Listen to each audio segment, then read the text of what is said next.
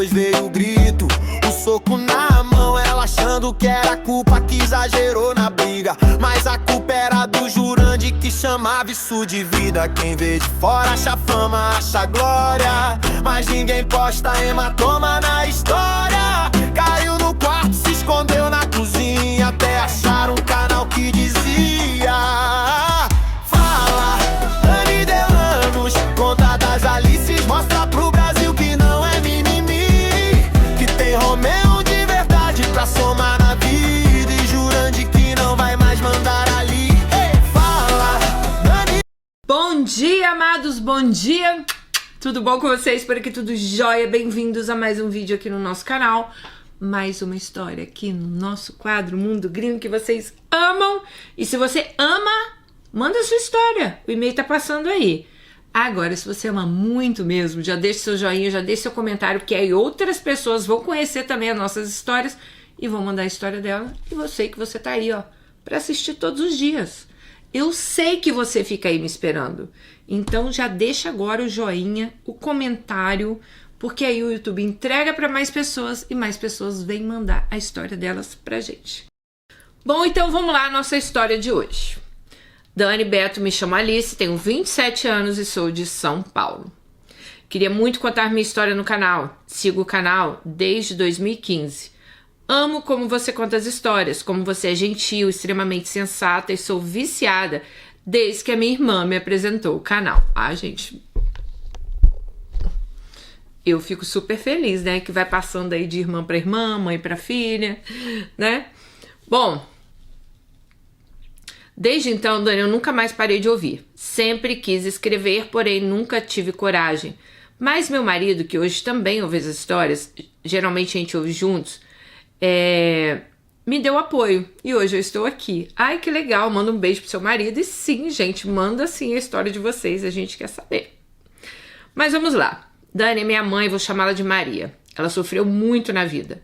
O pai dela, meu avô, era muito agressivo e alcoólatra. Minha avó, sua mãe, era omissa e constantemente fugia de casa e deixava os filhos à mercê do meu avô.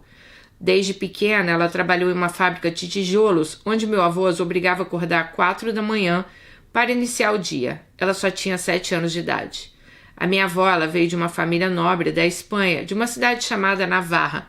Minha avó foi deserdada porque se casou com um homem negro e, sinceramente, pensando nisso, ser negro era o menor dos problemas dela. A última vez que a minha avó fugiu, ela passou 4 anos na Baixa da Égua e voltou como se nada tivesse acontecido. Minha mãe cuidou dos irmãos e trabalhou na fábrica de tijolo. Aos 23 anos, ela começou a trabalhar numa pensão e foi lá que ela conheceu meu pai, um homem de 25 anos, recém-chegado da Bahia, sem estudo, sem trabalho e negro. Se apaixonaram e em alguns meses a minha mãe descobriu a gravidez, a primeira de muitas, e eles se juntaram.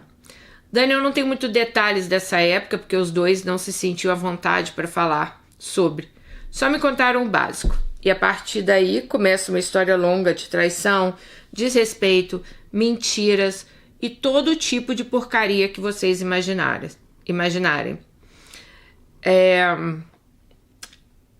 Então veio o filho número 1, depois o 2, tudo numa escadinha, depois o 3. A minha irmã número 2, ela é a única negra. Bom, logo vocês vão entender por que eu estou enfatizando esse fato. E essa minha irmã número 2 é a pessoa mais forte que eu já conheci na face da terra. Eu queria contar também a história dela, mas é tão longa quanto a minha.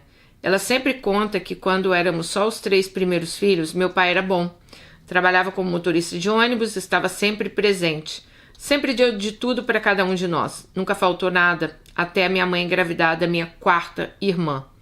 E foi aí que tudo mudou. Meu pai começou a beber e iniciou as traições. Bom, Dani, agora eu vou entrar no contexto geral da história da minha mãe. Ela era uma mulher extremamente narcisista. Ela usava a minha irmã número 4 como bode expiatório. Ela maltratava e humilhava a minha irmã número 2 de todas as formas possíveis. Enquanto isso, ela fazia do meu irmão número 1 o rei, o preferido e intocável. Dentro da casa da minha mãe, ela cobria, passava a mão na cabeça dele independente da besteira que ele tivesse feito. Enquanto isso, meu pai traía e bebia. Meu irmão número 3, ele teve meningite. Ele é o nosso milagre. O médico falou para minha mãe que ele morreria, ou ele sairia com sequelas graves. A minha mãe sempre contava que aquele dia ela saiu do hospital, entrou numa igreja, rezou, chorou, teve tanta ajuda do padre e de pessoas que estavam lá, que meu irmão acordou falando e sem sequelas. E ele estava com ótimos sinais.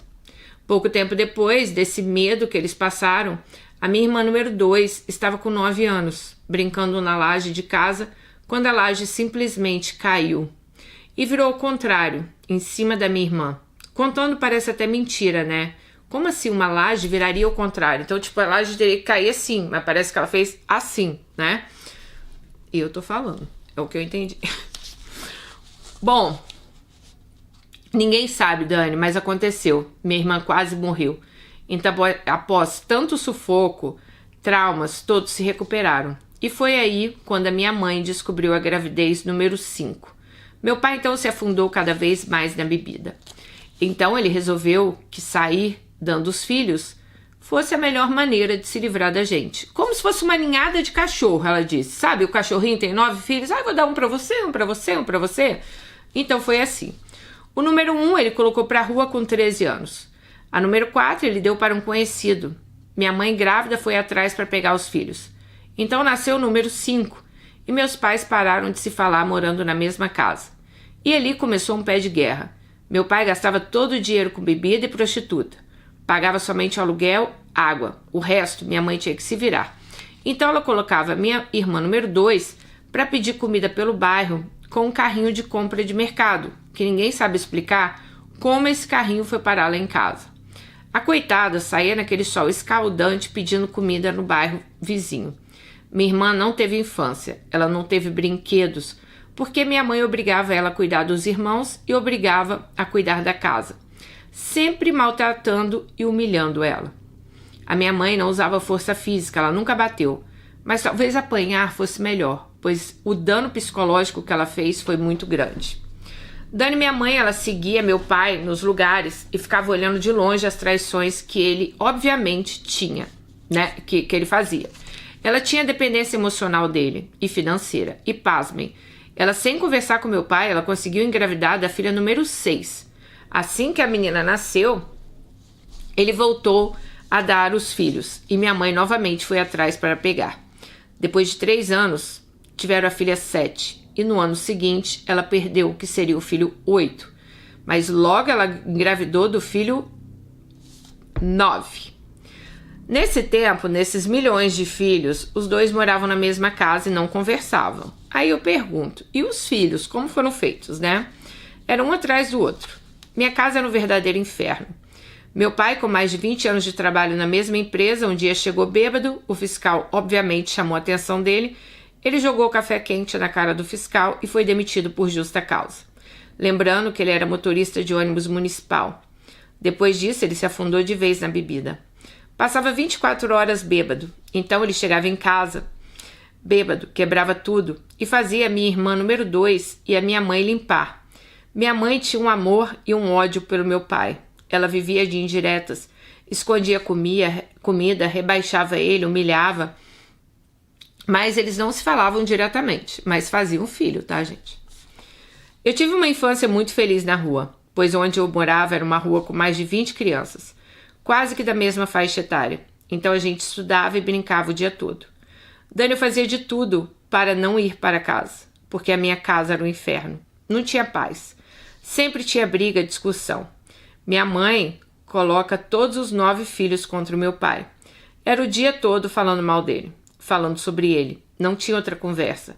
Eu era uma criança de 8 anos, numa família desestruturada, e com 8 anos eu ficava andando atrás do meu pai pelo bairro, completamente bêbado e largado pelas esquinas. Minha mãe colocava todo mundo contra ele, e ela conseguiu, até que todos desistimos dele. Menos eu, porque eu amava meu pai. Ele sempre me tratou com amor e carinho. Quando bêbado, ele tratava ela com amor e carinho. E quando ele estava sóbrio, ele fingia que eu não existia. Mas eu era pequena demais para entender isso. As pessoas chegavam na porta da minha casa ou me encontravam na rua, olhavam, olha lá, seu pai está caído em tal lugar, você tem que ajudá-lo. Eu, uma criança de 8 anos, descalça, ia lá, andava o bairro inteirinho, imaginando o pior. E eu chegava a perder o fôlego, de tanto que eu corria para chegar rápido até onde meu pai estava. E sempre era igual, Dani. Eu encontrava ele caído no chão, extremamente alcoolizado, urinado. Então eu tirava força, nem sei da onde, para tirar meu pai do chão e carregava ele até em casa. Hoje, eu pensando nisso, eu fico perplexa. Como minha mãe deixava uma menina de 8 anos, totalmente descabelada, descalça, desbravar um bairro todo atrás do próprio pai. Cheguei ao ponto de não avisar mais, eu só ia. Os perigos eram tantos que eu podia ter sofrido abuso, sequestro, pois todo mundo conhecia, né? Ou conhecia. Todo mundo chamava meu pai de Sorriso. Era assim que o chamavam, quando ele era motorista de ônibus. A garagem ficava próxima à minha casa. Quando ele era da frota, todo mundo conhecia, o bairro todo. Agora imagina, uma criança que todo mundo sabe que o pai é alcoólatra, que vive caído pelas ruas. Eu sempre achei que Deus me protegia, mas pensando nisso agora, eu tenho plena certeza que Deus me protegia. A possibilidade, Dani, de alguém na porta de casa me chamar e falar para eu ir pegar meu pai, na verdade ser uma armadilha, era grande. Mas graças a Deus nunca aconteceu. Já aconteceu sim de eu ir num lugar e ele não estar. E eu ficar completamente desesperada, perguntando para as pessoas, você viu o Sorriso? Meu pai, quando bêbado comigo, era um amor, mas em casa era um demônio. Ele e minha mãe faziam uma guerra. Dani, ele usava todas as técnicas possíveis para desestabilizar, né? Ela usava para desestabilizar meu pai. E fazer com que ele perdesse o controle para poder dizer, tá vendo? Seu pai é horrível. A gente só tinha o básico do básico. Morávamos numa casa enorme que cabia todo mundo sem brigar por espaço. Até meu pai e minha mãe, cada um tinha um quarto. A casa era alugada. Quando meu pai foi demitido, ele entrou com um processo para receber os direitos e se aposentar. Com isso, o aluguel ficou atrasado. Minha mãe tinha um ciúme descomunal do meu pai e da dona da casa, porque afinal ele era o Sorriso, aquele cara ótimo de conversa, ótimo pai, ótimo tudo da porta para fora. Porque ali ele era aquele cara excepcional, que todo mundo gostava, tanto que o apelido do homem era Sorriso, né, gente? Mas da porta para dentro, o homem era um capeta. Sim. Bom, ele sabia como convencer a dona da casa a deixar eles ficarem ali mesmo com o aluguel atrasado, tá? Mas o aluguel chegou a ficar atrasado 2 anos. Claro que por pena dos 10 mil filhos, ela aguentou. Mas aí depois ela pediu a casa ao meu pai, tá? Numa época que ele estava em pé de guerra com a minha mãe. E eles tiveram a ideia genial de todo mundo se mudar para uma casa de 2 cômodos da mesma dona. Afinal, ela conseguiria alugar a casa grande, ganhar dinheiro, enquanto a pequena ele poderia atrasar e não faria diferença. Ele disse à dona que queria que todo mundo dormisse, se ela queria que todo mundo dormisse em pé nessa casa de 2 cômodos. Dani, nos anos 2000, 4 mil reais era muito dinheiro. E foi o que meu pai recebeu nesse processo contra a empresa. Só que ele devia 2 mil para a dona da casa, 1.001 em um bar, 1.000 em outro. E foi aí que o dinheiro foi embora, né? Mas no processo, além do dinheiro, ele ganhou também aposentadoria. Então, a partir desse mês, ele seria aposentado.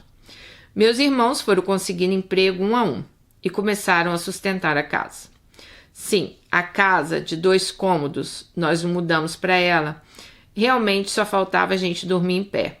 A casa era um cômodo em cima e um cômodo embaixo. A cozinha, ele colocou a cama dele de solteiro, debaixo de uma escada. Imagina, gente, era uma cena linda, né? Aquela cama, uma TV na cozinha e todo o dinheiro que ele pegava ele deixava em bares. Essa época era insuportável o cheiro de pinga que ultrapassava o teto. Meu pai rangia os dentes de madrugada. Escrevendo isso agora, eu estou toda arrepiada. Quando nos mudamos com a notícia de todos dormir em pé, eu parei de buscar meu pai na esquina. eu comecei a sentir um medo avassalador dele. E eu comecei a achar que meu pai não era mais o mesmo homem, tá? Ali, aquela mudança de casa, pra ela, foi a sentença que a vida deles ia ser uma merda. Tipo, ela ainda tinha esperança que as coisas iriam melhorar. Mas quando eles foram pra essa casa de 2 cômodos, aqueles 8 filhos, o pai com a cama na cozinha e toda aquela problemática, tá? Ela achou aquilo ali, tipo, o fim. Bom, ele vinha bêbado brigando com a minha mãe. Ele usava, né? A minha mãe usava a minha irmã mais nova como um fantoche. Um certo dia, eu e meu irmão, número 8, estávamos assistindo TV no quarto. Era de noite, só tinha nós e minha irmã, número 4, que estava dormindo. Meu pai chegou do bar, deitou e dormiu. Então ele acordou, desligou o disjuntor da casa, abriu todas as bocas do fogão, ligou o gás, trancou a porta e foi embora para o bar. Eu e meu irmão estávamos assistindo TV, não entendemos, mas ouvimos tudo enquanto ele fazia. E o que ele estava fazendo, ele ficava praguejando. Sentimos tanto medo, porque pensamos, ele apagou tudo e deve estar subindo para matar a gente. Mas ouvimos a porta bater e esperamos um tempo e descemos, desesperados. Meu irmão era muito esperto, ele sentiu o cheiro de gás quando a gente desceu da escada. E a primeira coisa que ele fez foi desligar o gás e gritar muito pela abertura da porta. Bom, a casa que morávamos era no fundo de um quintal. Não dava para ouvir direito do lado de fora, mas Deus foi tão bom que meu irmão número 5 estava no portão conversando com amigos e escutou a gente gritando por ajuda. Ele entrou sem entender o que estava acontecendo. E indignado foi atrás de meu pai no bar dela, gente. Apesar de ter 1000 pessoas, né? 8 irmãos, era só uma chave. Então não era uma chave para cada um. Então o pai trancou a porta e levou a chave. O que o menino fez? Foi lá no bar atrás do pai e pediu a chave. E a partir desse dia, Dani, eu não consegui mais olhar para o meu pai. Eu sentia um medo eminente, um medo dele, sabe? Quando ela olhava para ele, ela disse que ela se tremia e queria se esconder dele. Após alguns dias, a minha mãe estava lavando louça, a pia era de frente para a cama do meu pai. Do nada, ele jogou um prato de comida na direção da cabeça da minha mãe, mas não acertou. Eu nem sei como ela desviou. O prato parou na parede e se estilhaçou pela cozinha inteira. Ali, meu medo pelo meu pai só crescia. Então, de madrugada, minha mãe achou que estava todo mundo dormindo e desceu no escuro, pegou uma faca para acabar ali com a vida do pai dela. Eu ouvi, né,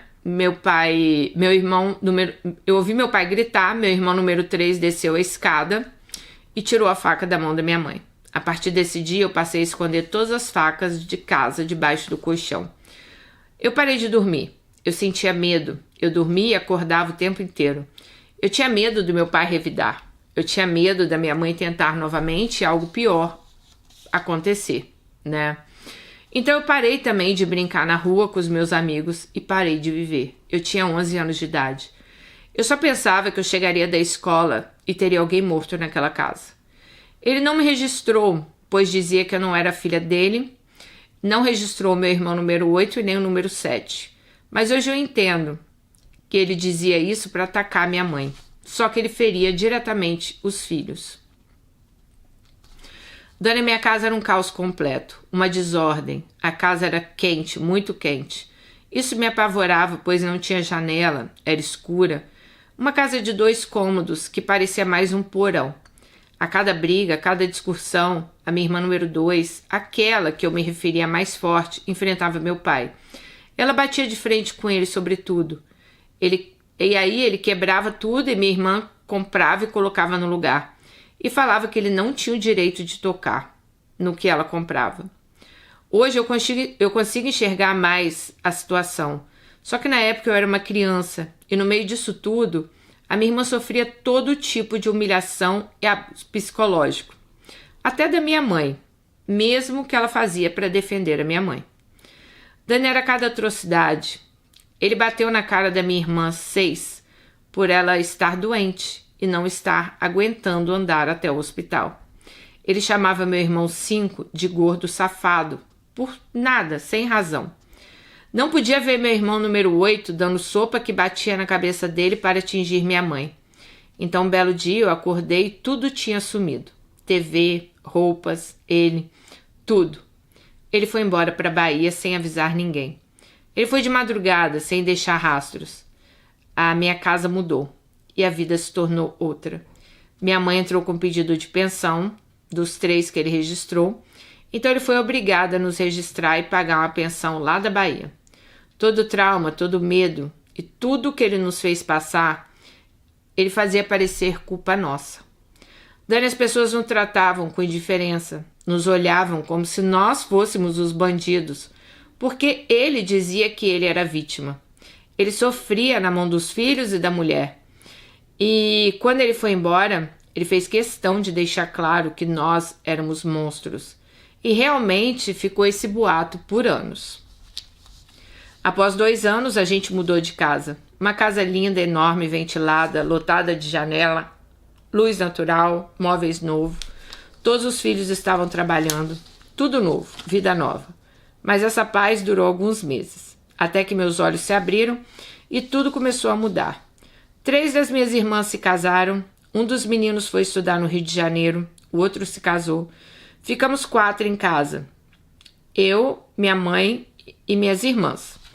A número 2 sofreu uma traição pesadíssima no noivado e voltou para casa. E aí eu conheci a verdadeira face da minha mãe.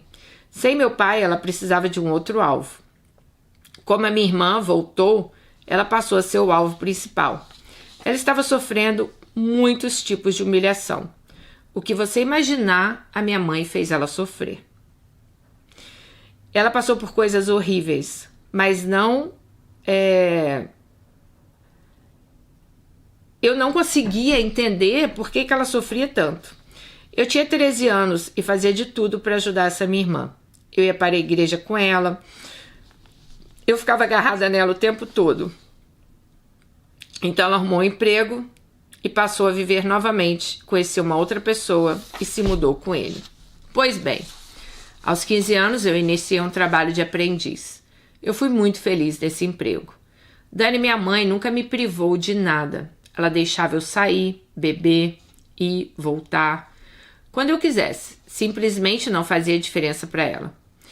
E quem me colocava, em ordem assim, né? Colocava ordem ali, era minhas irmãs. Eu quero deixar claro que eu podia, mas não fazia nada, porque eu nunca fui de ter amizades. Eu sempre fui uma garota que eu era a segunda opção de todo mundo. Eu não tinha autoestima e, sinceramente, eu nem me enxergava como um ser humano digno de amor. Assim que terminou meu contrato, foi quando a minha irmã número 2 saiu de casa e foi aí que meu mundo foi virando de cabeça para baixo. Minha mãe fazia dos meus 2 irmãos reis intocáveis. E as meninas, ela era uma inimiga número 1. Quando minha irmã saiu de casa, ela passou a atacar minha irmã. Quando a irmã 2 saiu de casa, ela passou a atacar minha irmã número 7. E eu, Dani, foi quando eu vi meu mundo sair de órbita. Ela usava tudo e qualquer motivo para nos atacar, para nos humilhar. Lembra que eu disse que ela recebia uma pensão? Pois bem, eu nunca vi esse dinheiro. Eu não questionava sobre ele porque realmente ela fazia compra do mês, mas eu não podia precisar de um shampoo que ela me colocava abaixo de cachorro. Ela mentia dizendo que recebia uma quantidade, mas na verdade recebia o dobro. Eu tinha uma má formação nos dentes, precisei usar aparelho. Eu precisava chorar, me humilhar, suplicar para ela me dar o dinheiro, na época, R$40. Eu sei que vocês devem pensar, por que você não arrumou um emprego? Eu tinha 15 anos, eu não tinha como arrumar um outro emprego. Eu era aprendiz nessa época, né? E as empresas não contratavam assim, elas contratavam aprendiz, mas ela já era aprendiz de uma empresa, ela não ia ser aprendiz de outra empresa, entenderam? Bom, quando nos mudamos para essa casa nova, a minha mãe iniciou hemodiálise, pois ela tinha diabetes. Ela não cuidou e acabou desenvolvendo uma falência parcial nos rins. Por isso, ela fazia hemodiálise segunda, quarta e sexta. Não é fácil esse tratamento, pois deixa a pessoa fraca e bastante limitada em relação à alimentação. Bom, minha mãe usava a condição dela para se vitimizar. Ela inventava todo tipo de dor, arrumava um jeito de sair de coitada, e assim ela manipulava as minhas duas irmãs, que não moravam conosco. Bom, não vou nomear essas minhas irmãs para não fazer sentido a história e não confundir vocês. Essas irmãs vou colocar o nome de Diana e Silvia. Ela fazia da minha vida e da minha irmã um inferno. Aí ela ligava para Diana e Silvia, se vitimizando, e as duas caíam em cima da gente, sem saber o contexto, sem perguntar o que, e ali era uma briga generalizada dentro de casa. Bom, agora eu vou contextualizar minha vida amorosa. Bom, vocês já viram que a vida de Alice foi um verdadeiro inferno, então, quando ela era menor, né? Bom, quando eu tinha 14 anos, eu comecei a namorar meu primeiro namorado. Era aquele namoro em casa, só nos víamos nos finais de semana, super vigiado. Eu era a caçula, então tudo, literalmente todos tinham domínio sobre mim. Primeiro eu quero falar sobre mim naquela época. Eu era uma jovem, 1,78 m de altura. Eu nunca fui gorda, mas me colocavam nessa posição por eu ser alta e corpuda. Eu sempre acreditei na minha vida inteira que eu era gorda, que eu era obesa, porque eles comparavam a mim com as minhas amigas e que tinham... Claro que eu era maior do que elas, né? Dani, eu era alta e forte, então isso já faz a gente parecer ser maior. Como eu já falei, eu sempre tive a autoestima baixa, sempre fui excluída de tudo, sempre fui segunda opção. Gente, botei um casaquinho porque tá frio, tá? Mas vamos continuar aí. Bom, eu sempre fui segunda opção, principalmente de amizades. Eu não sei dizer o que acontecia, eu dava tudo de mim, sempre fui leal, sempre era descartada, ignorada. Nunca tive abertura para conversar. Sinceramente, eu nem sabia quem eu realmente era. Mas eu sempre fui calma, tranquila, obediente e respeitosa. Bom, eu conheci esse namorado no bate-papo UOL. Meu Deus, que época legal. Nos conhecemos, passamos para o MSN, Orkut, e eu tinha ganhado um celular que tinha acesso à internet e tinha MSN. Então, para mim era o máximo. A gente conversava muito, até que um dia ele falou que queria me namorar. Mas Dani, eu tinha 14 e ele 16, morávamos a 2 horas de distância. Eu nunca tinha namorado. Eu não tinha nenhuma intimidade com ninguém da minha família para conversar sobre nada. Tudo eu tive praticamente que descobrir sozinha. Ela não sabia nem o que era menstruação. Quando ela ficou menstruada a primeira vez, ela levou até um susto, né? Sangrando, né? Essas coisas.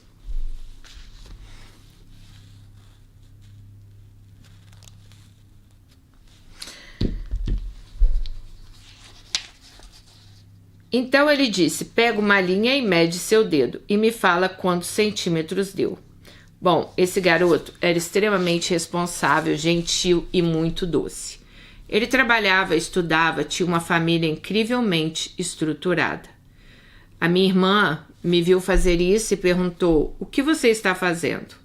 E eu fiquei super sem graça, respondi que nada. Pois ela falou, você fica rindo nesse celular o dia inteiro, agora tá medindo o dedo? Ela foi até a sala onde estava toda a família e falou, olha gente, tem que deixar a Alice namorar. Ficou todo mundo pasmo e meu irmão disse, como assim Alice namorar? Minha mãe ficou em silêncio. Então minha irmã continuou, e ela disse, eu acho que a Alice gosta de um menino e é melhor a gente deixar e ter controle. Eu estava no quarto escutando isso de boca aberta, pensando como abrir um buraco no chão e me esconder dentro. Bom, minha irmã voltou no quarto e falou, traz ele aqui pra gente conversar com ele. Se for bom, a gente deixa você namorar com ele. Dani, aí ela falou que queria abrir um buraco no chão quando ela ouviu a irmã falando isso, né? A irmã falou o seguinte, aí ela abriu o jogo com a irmã número 7. Ela falou assim, olha, vamos fazer o seguinte, chama ele para encontrar com a gente quando a gente for no seu dentista, e ali eu vou conversar com ele, ver se ele é um rapaz legal, né? E aí, se ele for bom, eu deixo você conversa com a minha mãe para você namorar com ele. E assim nós fizemos. 2 jovens se conhecendo pela primeira vez. Quem disse que a gente conversou? Foi amor à primeira vista. Nós nem conseguimos nos falar, só nos beijávamos. Guilherme era um moreno, 1,86 m, lindo, sorriso que iluminava um bairro. Todo tímido e muito mais adorável. Eu não pensei 2 vezes. Levei ele na minha casa na semana seguinte e ali começamos a namorar. Vou confidenciar que eu era uma jovem sem noção nenhuma do que eu estava fazendo. Gente, aí ela falou o seguinte, quando ela começou a namorar com ele, ela não tinha muita autoestima, assim. Não é que ela não tinha autoestima, ela não tinha aquela coisa de ficar se cuidando, porque a autoestima dela, né, era normal. Não, desculpa. Quando ela começou a namorar, ela não tinha aquela vaidade de ficar se arrumando para essas coisas. Então ela falou assim que no começo ele ia na casa dela aos domingos. Ela acordava praticamente na hora que ele chegava lá, não se arrumava. As irmãs que tinham que falar, Alice, vai escovar o dente, vai tomar um banho, né? Ela falou assim, Dani, é engraçado, mas eu nunca tive ciúmes dele. Eu sempre tive assim, ela falou que eu nunca fui ciumenta. Ela nunca teve essa coisa de querer impressionar a pessoa, sabe? Então ela sempre foi muito ela mesmo. Mas aí ela começou a trabalhar, né? Aí ela começou a ser mais vaidosa. Ela falou que começou a cuidar do cabelo, passar maquiagem, cuidar da unha, alimentação, emagreceu. Falou que passou a amar tomar banho. Mas a minha forma de agir com ele nunca mudou. Ele se tornou inseguro. Porque ela começou a se cuidar, aí ele morria de ciúmes, né? Ele me hackeava em tudo que era rede social. Criava perfil fake para falar comigo, para ver se eu dava bola. E aquilo foi desgastando o nosso namoro. Eu comecei a ser uma pessoa horrível com ele. Desfazia dele, tratava mal. Eu era extremamente grossa e estúpida. Minhas irmãs morriam de dó. Ela falou que achava normal o que ela estava fazendo, tá? Até que ele conversou comigo sobre isso. Foi quando eu tentei mudar, mas já era tarde. Ele tinha cansado. Mas tomou uma atitude que, independente de qualquer coisa, não justifica. Quando a gente fez 1 ano e 7 meses de namoro, ele começou a namorar outra Alice. Sim, gente, o mesmo nome que o meu. Acho que para não ter erros de errar os nomes, né? E com 3 meses de relacionamento com ela, ele percebeu que eu era sonsa demais para descobrir a traição, mesmo ele dando todos os sinais. Então eu realmente não percebi. Ele cansou da brincadeira e quis terminar sem nenhuma justificativa. Então, eu percebi que eu estava errada. Eu tinha os meus defeitos, né? Eu tentei a todo custo consertar. Eu ligava, me humilhava. Então ele dizia, Alice, eu estou com outra pessoa. Aliás, eu já estava com ela enquanto a gente namorava e não quero mais você. Foi um choque, Dani. Eu pensava, meu Deus, eu estava sendo traída e nem vi. Gente, a moça era vizinha dele. E toda vez que eu ia na casa dele, ela me via na rua. E falava, oi Alice. E eu sonsa falava, oi, tudo bom? Eu falava com ele que aquela moça era educada, gentil. Com 1 semana ele colocou na rede social que ele estava em namoro sério com essa outra Alice. Eu sofri muito, me culpava, me sentia uma tola. Poxa, ela sabia que a gente namorava e aceitou ser amante dele. E eu pensava, quem devia respeito era ele, não ela, né? Mas a gente terminou. Nessa época eu tinha 16 e ele 18. Após o término do contrato do meu trabalho e o término do namoro, e parecia que eu tinha levado uma facada no peito, eu conheci a depressão. Eu só chorava, eu não comia, me culpava, eu estava confusa, perdida. Eu não sabia o que fazer da minha vida. Eu estava próxima de fazer 18 anos. Decidi que eu iria namorar novamente, pois eu precisava solucionar o meu problema com o outro. Eu tinha aquela ideia que eu tinha sido horrível no primeiro namoro, então eu tinha que fazer tudo diferente no segundo. Essa época foi quando a minha irmã número 2 foi embora de casa novamente. Minha mãe estava pegando pesado comigo. A minha irmã 5, a Silvia e a Diana, infernizavam nossa vida. Através de manipulação da minha mãe, eu era uma jovem extremamente triste, solitária, me sentia sozinha, num nível no qual eu não consigo nem dizer. Eu desisti da escola, parei no primeiro ano do ensino médio e fui demitida do trabalho. Passei a cuidar da minha mãe e tolerar humilhações. Eu acordava cedo, arrumava a casa, deixava a comida pronta, ia com a minha mãe para a clínica de hemodiálise. Voltava, fazia o que tinha que fazer e assistia ou ler algo que sempre foi minha paixão ler. Foi então que pela internet conheci meu segundo namorado, Jurandir. Gente de Deus. Eu estava num estado crítico mental e fui conhecer ele. Ele foi um babaca. Mas eu não sei, na minha cabeça era normal. Eu estava apaixonada. Dani, você sempre fala dos sinais. Gente, eu nem sabia o que era isso na época. Eu tive todos os sinais inimagináveis que não era para eu insistir naquilo. Eu pensava, eu mereço ser amada. Eu coloquei nele todas as minhas fichas.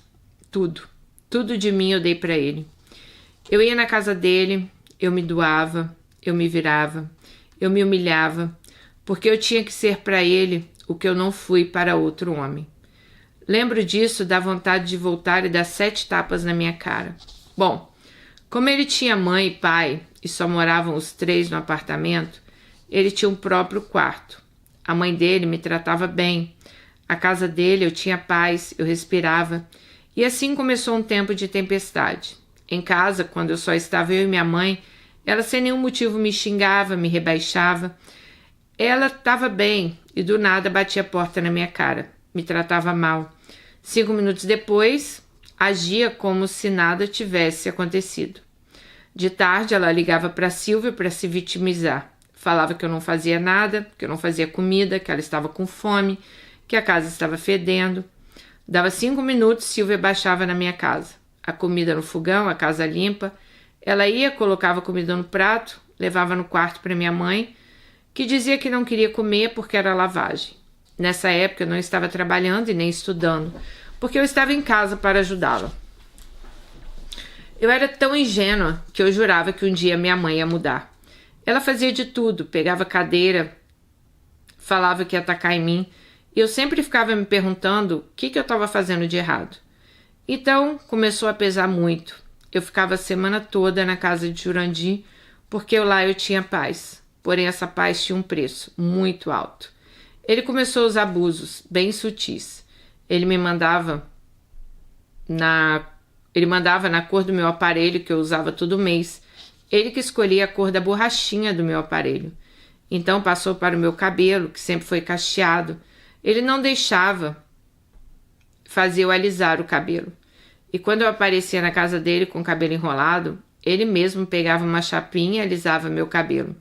Minha unha tinha que ser grande, toda semana ele escolhia a cor. Passou para minha roupa e meu jeito de andar. Ele controlava tudo. Dizia que eu não podia arrumar emprego, que trabalhasse no final de semana, senão ele ia terminar comigo. Falava que eu precisava emagrecer. E eu tinha 18 anos, gente. Eu era virgem, morria de medo de engravidar. Por um ano ele respeitou minha decisão de não transar. Mas depois ele começou a dizer, de modo subjetivo, que o que ele não tinha em casa ele ia procurar na rua. Então eu vivia um turbilhão.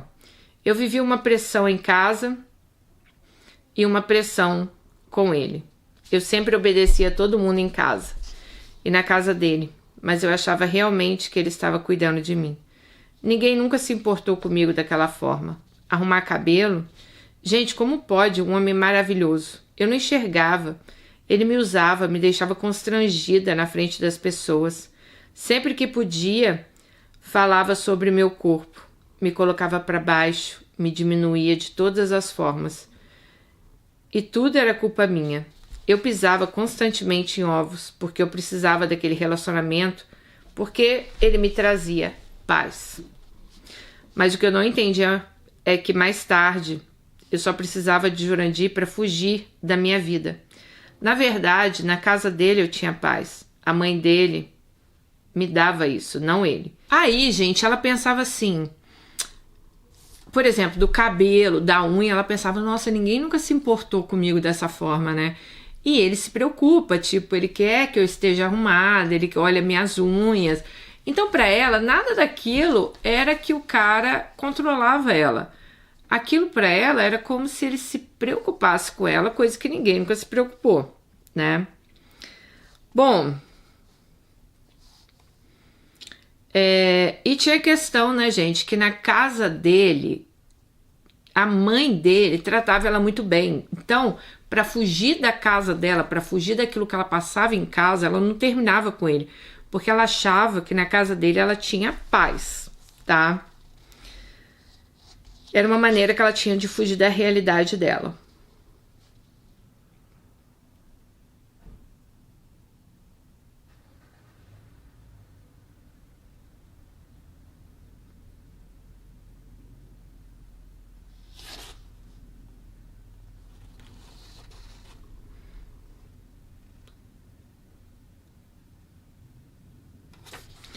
Bom, ele se arrumava, ele ia pro baile com os amigos, falava pra ela ficar em casa, estudando, e ele não ia na casa dela de jeito nenhum, tá? Então, Dani, eu peguei várias vezes conversa dele com outras meninas no celular, eu chorava, brigava, sofria, mas eu ficava, porque eu não conseguia sair daquilo. Aos 19 anos eu decidi perder a virgindade com ele. Virgindade. Alguém me corrigiu esse dia, falou que é virgin... Ai, nem sei. Tá escrito virgindade aqui. E tudo que era coisa ruim ficou ainda pior. Eu não conseguia sair daquele ciclo vicioso de constante humilhação. Em casa, minha mãe mentia cada vez mais. E, meu Deus, como eu era passiva, omissa. Totalmente submissa da minha mãe. Minhas irmãs que controlavam tudo em mim. Tudo. De segunda a sexta eu era marionete delas e final de semana eu era marionete dele. Minha mãe passou a aumentar as mentiras. Eram mentiras cabeludas, sabe? Foi aí que eu decidi que eu ia viajar e ficar com meu pai na Bahia alguns dias. Eu precisava fugir daquelas pessoas, daquele relacionamento. Eu descobri 1 milhão de traições e fui para a Bahia. Foi horrível, Dani. Eu acreditei nas palavras do meu pai. Fui para lá achando que eu ia descansar minha cabeça e só piorou. Ele simplesmente decidiu que eu fui lá, pois eu estava grávida e queria fugir de São Paulo. Realmente acreditei que ele sentia minha falta. Quando cheguei, ele tinha inventado essa loucura na cabeça dele. Lá eu descobri que a pensão que minha mãe recebia na época era quase R$1.000 e ela falava que era só metade. Ela me humilhava para me dar um shampoo. Meu pai me levou numa clínica para fazer um teste de gravidez e óbvio que deu negativo. Eu praticamente tinha acabado de perder a virgindade. Jurandir me dava remédio. Ele me fazia ir no posto tomar uma bomba de hormônio a cada 3 meses. Eu ouvia meu pai e a esposa dele discutindo que se eu tivesse grávida, ele não ia ficar comigo lá. Gente, eu só queria férias. Eu estava num momento tão conturbado que eu não enxergava nada de bom para minha vida. Voltei para São Paulo pior do que eu tinha ido. Não existia um lugar no planeta que eu tinha paz. Toda semana eu ia em entrevistas, né, de trabalho, 3, 4, e não passava em nenhuma, por meses e meses. Como eu tinha descoberto a mentira da minha mãe relacionada à pensão, ela passou a ficar insana. Ela estava fora de si. Porque quando o narcisista é pego, ele vira o Satanás. Eu pensei tantas vezes em tirar a minha... Eu já tinha desistido de mim. Eu não aguentava mais tanta paulada da vida. Eu orava chorando a Deus para me tirar daquela vida, para me tirar daquele relacionamento, onde eu já estava entendendo que eu estava só sofrendo. Mas, gente, eu não conseguia sair. Era como se eu estivesse amarrada pelos pés. Voltei para a escola e fui terminar o ensino médio. Comecei a fazer todos os cursos técnicos que vocês imaginam. Logística, administração, gestão de negócios, costura... E me encontrei no maior amor que eu já conheci, a luta, Muay Thai. Eu era livre, eu competia, eu era respeitada, valorizada. Eu era pelo meu professor, aquilo era um escape. Minha irmã Diana engravidou, então passou a se tornar um estorvo para minha mãe, pois ela não podia mais controlar e manipular. Então minha mãe foi mais fundo de uma mentira. Eu, uma idiota que fazia de tudo para ela. Meu sonho era ser amada por ela. Ela nunca me deu um abraço, nunca falou que me amava. Ela nunca foi presente para mim. Ela sempre esteve lá, mas não por mim, nem para mim. Então ela falou para Silvia e Diana que eu bati nela. Gente, minha mãe falou isso para as duas, que tudo que minha mãe falava, elas vinham para cima de mim. E ela mentiu. Ela conseguiu manipular minhas irmãs, né? A Silvia chegou ir lá em casa, gente, e tentar, tipo, me bater, sabe? A Diana também. Uma ia bater e a outra veio com a faca pra cima de mim.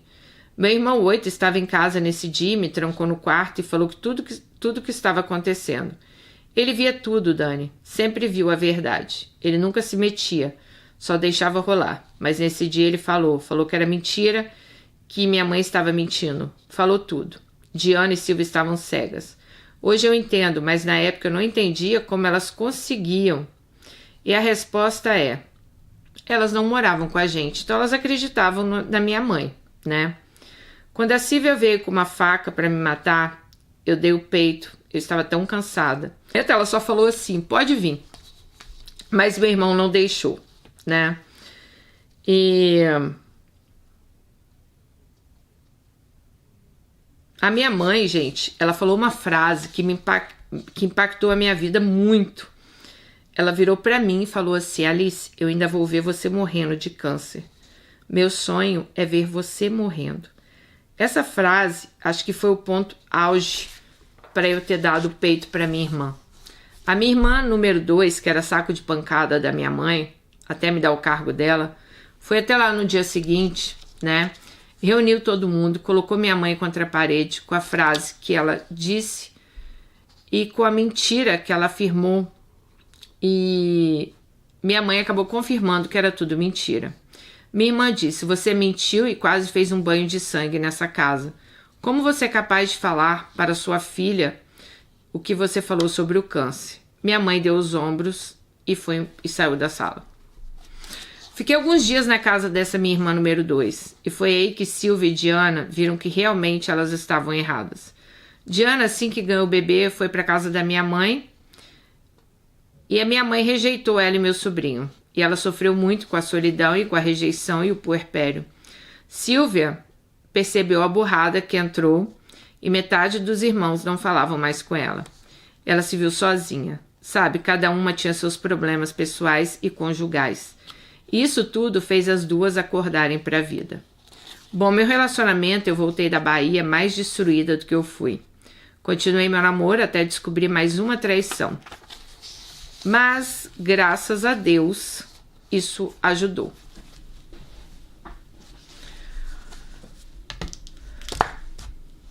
Continuei meu namoro até descobrir mais uma traição, mas isso acho que foi bom, pois me ajudou.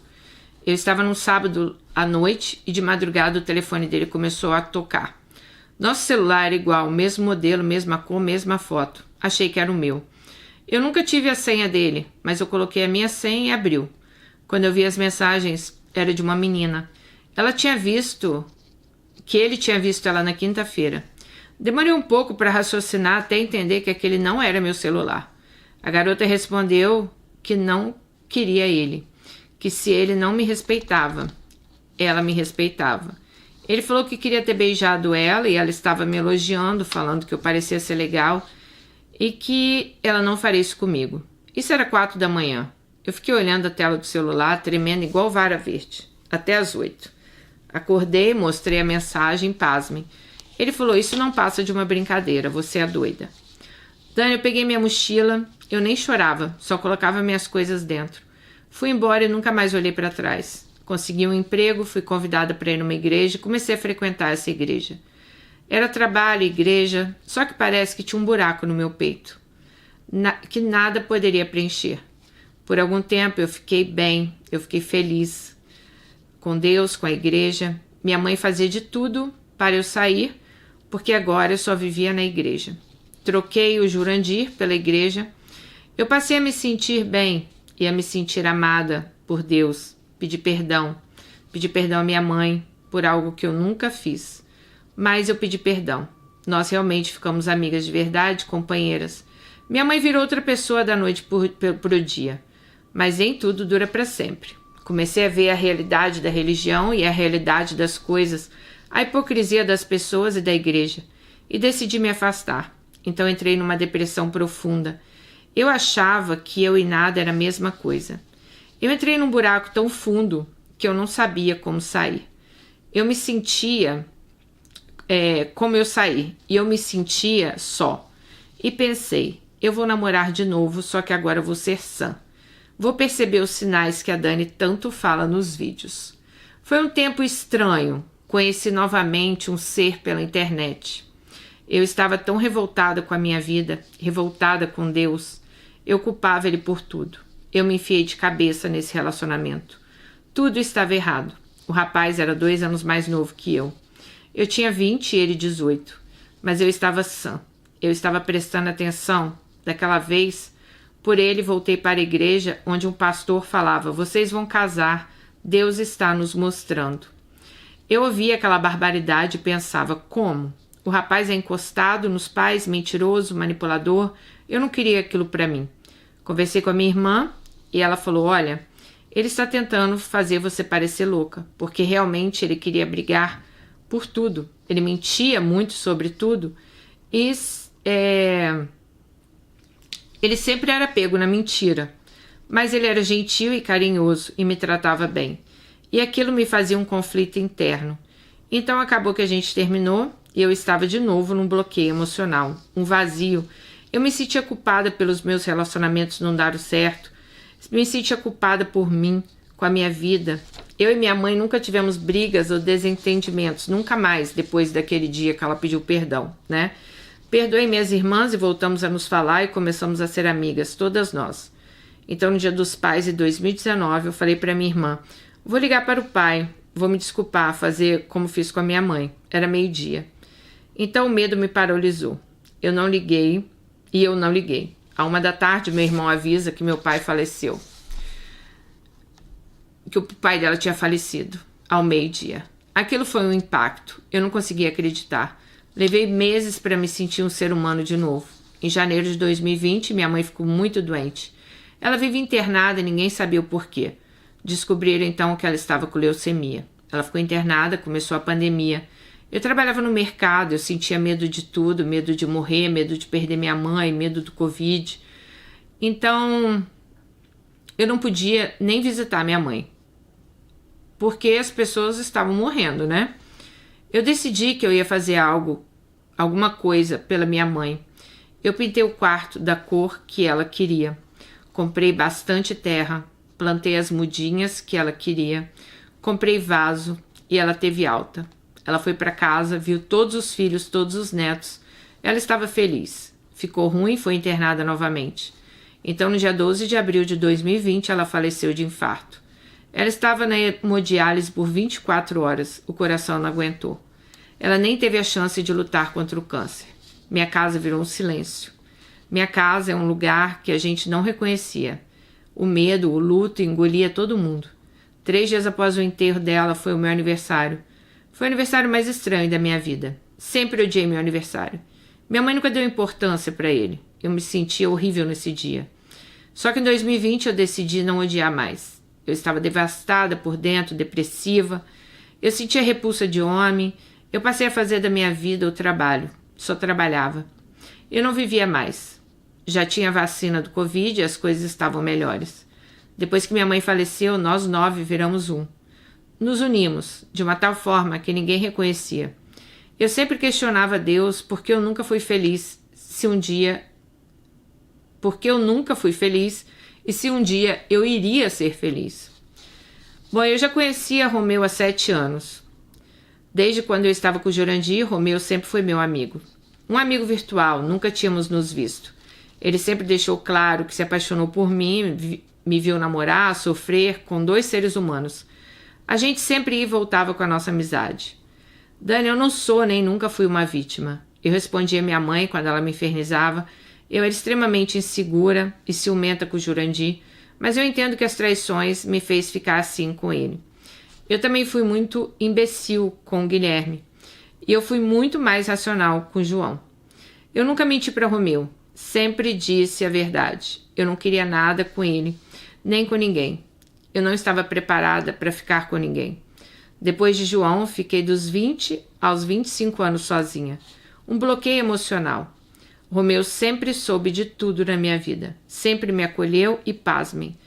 Eu era tão sincera, mas tão sincera, que eu era uma escrota com ele. Era como se inconscientemente eu descontasse nele um problema que nem era dele. Meu Deus do céu, pensa num homem paciente. Ele aturava cada um dos meus surtos. Eu não tinha nada com ele. Eu surtava à toa, por nada. E ele sempre resistente. Falava que era apaixonado por mim e que me esperaria a vida toda, se necessário. Eu pensava, caraca, um homem insuportável de chato. Não quero ele. Então, em 2022 a gente parou de se falar porque eu realmente não queria machucar Romeu. Eu sempre fui sincera com ele, mas eu não achava certo nutrir nele um sentimento que eu não tinha, né? Nesses 5 anos sozinha eu entrei em autoconhecimento. Fui atrás de me conhecer, de melhorar, de me entender. Fiz terapia, emagreci 35 quilos. Eu estava trabalhando, me sentindo melhor. Eu não tinha nenhuma autoestima. Mesmo com a perda de peso, eu não tinha autoestima, né? Então eu decidi, chega, não vou mais ficar sozinha, vou conhecer alguém.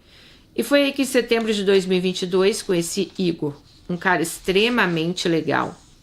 Me tratava bem, me fazia enxergar, me obrigava a enxergar coisas em mim que eu não tinha visto. Me deu vontade de viver novamente. Mas eu não queria namorar, eu queria viver.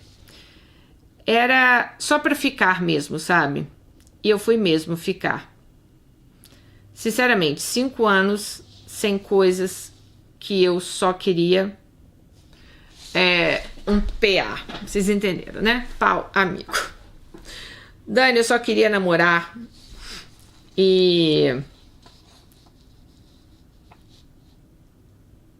ela queria namorar sem o namoro, vocês entenderam? Ela queria ficar, curtir, ter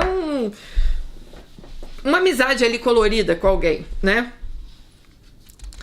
Bom, então numa madrugada eu recebi uma mensagem de Romeu, depois de tantos meses sem falar com ele. Eu sentia falta dele, do Romeu amigo lá, né? Eu respondi, falei, ele falou que sentia falta de mim, eu falei que eu também sentia falta dele. Isso estávamos em 2021. E eles tinham se visto pessoalmente uma vez, num show de stand-up. Meu Deus. Sempre que lembro, me dá crise de riso. Eu não conseguia olhar no olho dele, não encostei nele, nem me aproximei. Eu fui em silêncio, voltei em silêncio e fui embora. Eu fiz a sonsa e sumi por semanas. E foi por isso que a gente parou de se falar. O principal motivo, porque ele me viu, pensou, pronto, tô namorando, né? E eu estava num momento desesperador da minha cabeça, onde eu nem sabia quem era eu tentando lidar com a pandemia, né? Quem era eu? Ela estava tentando lidar com a pandemia, a morte dos pais, né? Eu não conseguia ver ele. Ele literalmente estava na minha frente, mas eu não estava enxergando ele. Então, no final de 2022, ele estava me mandando mensagens. Eu estava tão bem comigo, eu estava mudada. Nos vimos e foi tudo diferente. Naquele dia eu me apaixonei por ele, no McDonald's. Conversamos e rimos, era dia 9 de dezembro. Voltei para casa e pensou, ferrou, estou apaixonada. Eu só pensava nele e ria todo momento pensando nele. Ele me convidou para passar o ano novo na casa dele. Gente, que situação, não conhecia ninguém, não estávamos namorando, mas eu fui. Falei, olha, eu estou com cólica. Ele falou, pode vir. E eu fui e minha barriga doía de ansiedade. Eu nunca, jamais senti tanta euforia na minha vida. Cheguei lá, ele me apresentou como amiga. Ninguém é besta, né? Mas a gente era. Nós temos a mesma idade, mas parecíamos um casal de adolescente. Deu 1 da manhã, fomos dormir. Nos deitamos, eu estava morrendo de cólica. Ele me deu carinho e ali aconteceu a coisa mais maluca e improvável. Estávamos cara a cara, eu fazendo carinho no rosto dele e ele nas minhas costas, E ele disse: eu gosto tanto de você. E eu perguntei: você me ama? Ele ficou mudo, levantou, foi no banheiro, disse que precisava fazer xixi. Vê se nessa hora ele ia fazer xixi, né, gente? Bom, ele voltou, deitou e eu repeti: você me ama? E ele falou: isso é uma pergunta? Eu falei: sim. Pensando nisso agora, realmente parece um capítulo de novela, né? Ele disse: eu amo, eu te amo, sempre te amei. E naquele minuto parece que tudo mudou. Minha cabeça virou. Eu não sei explicar. Aquelas palavras eram calma, a gente estava ali em silêncio, nos beijamos. Eu falei que eu também o amava. E ali eu tive a certeza que aquele era o meu lugar. E eu sempre tive que estar na minha vida, naquele lugar, né? Dormimos abraçados, desacreditados do que estava acontecendo. No dia 1º, precisei ir para casa, pois era almoço de ano novo e seria na minha casa. Eu ia cozinhar. Fui para casa de Uber. Parecia que eu estava flutuando. E eu pensei: meu Deus, esperei a vida toda por esse homem. E ela já conhecia ele há tantos anos, né? Naquele dia 1º, parecia ter sido uma invenção na minha cabeça. No dia 7 de janeiro, ele me pediu em namoro. E no dia 1 de julho, ele me pediu em casamento com uma aliança linda. E foi um dos dias mais felizes da minha vida. No dia 13 de abril de 2024, casamos. Um dia que era tão triste para mim, que foi o enterro da minha mãe, foi ressignificado. Nós temos nossa casa, mas ele é meu lar. Eu nunca jamais fui tão feliz. Nós nos amamos por completo. Eu amo tanto meu marido que às vezes parece que eu vou ter um treco. Ele foi a única pessoa que eu nunca menti na vida. Ele era meu melhor amigo, meu companheiro. Nós temos intimidade, nós conversamos sobre tudo, sem medo. Tudo, qualquer coisa. Nós temos um relacionamento extremamente saudável. Não é perfeito, nenhum casamento é, mas é uma união sem tamanho. Dani, eu tenho sogros maravilhosos, me tratam como filha, se importam comigo. São meus vizinhos, me respeitam, respeitam o nosso espaço, a nossa privacidade. Minha sogra é tímida, engraçada e talentosa. Meu casamento ela fez tudo, não deixou fazer nada. Ela fez lembrancinha, bolo, costurou cada toalha. Meu sogro, churrasco. Ela pensou em cada detalhe, cuidou de cada detalhe. E eu fui abençoada com o amor da minha vida, com sogros e cunhados maravilhosos. Sabe, gente, eu sempre fui uma pessoa de querer fazer o bem. Eu sempre pensei que eu realizaria meu sonho. Sempre fui contra a maternidade, porque eu realmente achava que era cruel colocar uma pessoa no mundo para sofrer. Mas hoje se tornou meu sonho ser mãe, pois tenho um casal de filhos, de pet, que são os amores da minha vida. Meu sonho agora é aumentar nossa família, para o nosso filho, para eu ter nosso filho e dar o amor que eu nunca recebi. Bom, obrigada por contar minha história, espero que você leia, né? E quem sabe nós Alices que viemos de famílias desestruturadas, sejamos felizes e amadas. Vou te mandar foto, mas não posta, tá? Ela mandou várias fotos dela, do casamento dela. E Alice, realmente gostei muito da sua história. Realmente, quando a gente vem de uma família desestruturada, eu não consigo nem imaginar assim tudo que você passou, tudo que você ouviu, as coisas que sua mãe te falou, né? Porque a gente perdoa, mas a gente muitas vezes não esquece, né? Então aquelas vozes, aquelas coisas que, né, passaram na nossa vida, ficam ali, nos relembrando ali de coisas que realmente a gente teve que ouvir a vida inteira. Eu sinto muito assim por isso. E é engraçado pensar que o Romeu sempre esteve ali com você, né? Como um amigo virtual que você nunca deu importância pra ele. E ele tava ali o tempo todo. Sabe aquela coisa assim, que a gente fala assim: Deus, me manda uma pessoa assim, assim, assim, assim. Aí aquela pessoa tá ali, mas você não consegue enxergar aquela pessoa ali, né? Você tá tão perturbada com tanta coisa ruim ali acontecendo na vida, que você não consegue acreditar que talvez aquela pessoa, igual você falou, seja o seu lar, sua calmaria, sua paz, né? A pessoa que você precisava para estar ali na sua vida. Realmente foi uma vida difícil, né? Seu pai, sua mãe, tantos acontecimentos ali. Eu não consigo nem imaginar assim a vida de vocês, sabe? Porque eu acho que quando a gente entra na nossa casa, algo que a gente quer é paz, né? A gente quer ter paz, a gente quer... Nossa, eu tô dentro de casa, né? Tô segura. E ali você não tinha esse lugar seguro, né? Porque chegava em casa, era briga, era, né, faca, prato voando, os pais brigando, você tendo que ir na rua buscar seus pais. Então tudo isso mexe muito com as pessoas. E